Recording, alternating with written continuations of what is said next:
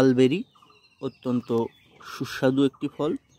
এভাবে ডগা পিঞ্চিং করে প্রায় 12 মাস ফলটি পাওয়া যেতে পারে। প্রথমে সবুজ, তারপরে এরকম লাল, তারপরে এরকম পুরো কালো হলে পুরোপুরি মিষ্টি হয় ফলটি। Heavy bearing, main season March April, কিন্তু প্রায় 12 মাসই ফলটি পাওয়া যেতে পারে।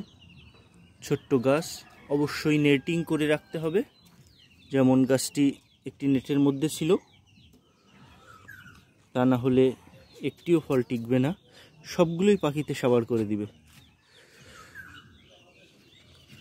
প্রচুর ফলন হয়, টক মিষ্টি স্বাদের।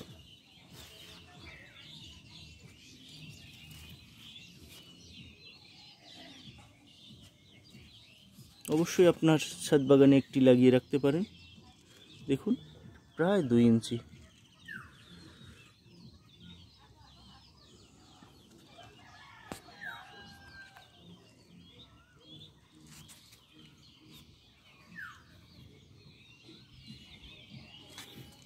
দুটি চারা রেডি রয়েছে, একটি এবং আরেকটি।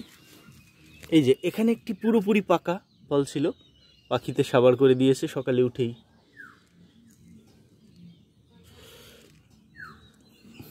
প্রায় 2.5 ফুটের একটি চারা। ধন্যবাদ সবাইকে।